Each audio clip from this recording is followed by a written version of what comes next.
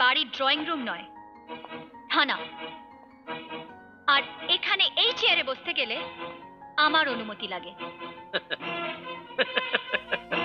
আবার এখানে থাকতে গেলে আমার অনুগ্রহের দরকার হয়।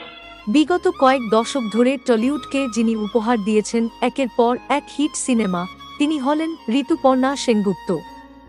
কাজের পাশাপাশি নিজের সংসার সামলাচ্ছেন সমান তালে। কিন্তু বিয়ের এতগুলি বছর অতিক্রান্ত হয়ে গেলেও কেন স্বামীর পদবি ব্যবহার করেন না তিনি? কী কারণ রয়েছে এর নেপথ্যে? ঋতুপর্ণা সেনগুপ্তর স্বামীকে 1999 সালে মুন্সিগঞ্জে সঞ্জয় চক্রবর্তীকে বিয়ে করেন তিনি। সঞ্জয় একজন সফল ব্যবসায়ী। সঞ্জয় কাজের সূত্রে থাকেন সিঙ্গাপুরে, এদিকে অভিনেত্রীর কাজ মূলত কলকাতায়। স্বাভাবিকভাবেই প্রায়শই সিঙ্গাপুর যাতায়াত করতে হয় অভিনেত্রীকে। স্বামীর প্রতি অগাধ ভালোবাসা থাকলেও স্বামীর পদবি গ্রহণ করতে রাজি নন তিনি। কেন স্বামীর পদবি ব্যবহার করেন না ঋতুপর্ণা সেনগুপ্ত? একটি সাক্ষাৎকারে ঋতুপর্ণা সেনগুপ্ত বলেছিলেন, আমি চিরকালই সেনগুপ্ত ছিলাম, সেনগুপ্তই থাকব। এটা আমার জন্মের সময়ের পদবি।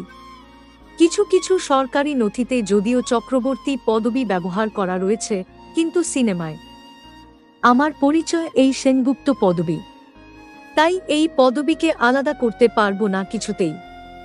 সম্প্রতি হইচিতে কুলের আচার নামের একটি ওয়েব সিরিজে এই পদবি পাল্টানোর বিষয়টি তুলে ধরা হয়েছিল।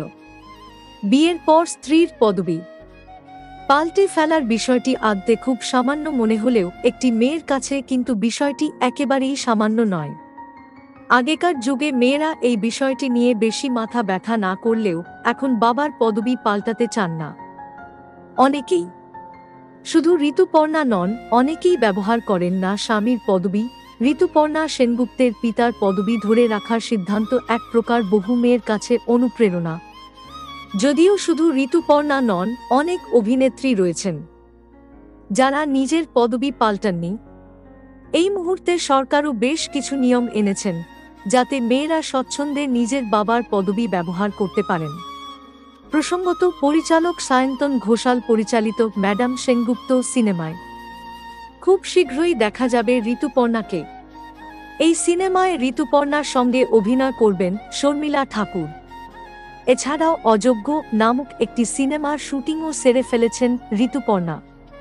কৌশিক গঙ্গোপাধ্যায় পরিচালিত এই সিনেমাটি হবে প্রসেনজিৎ এবং ঋতুপর্ণা জুটির 50তম ছবি।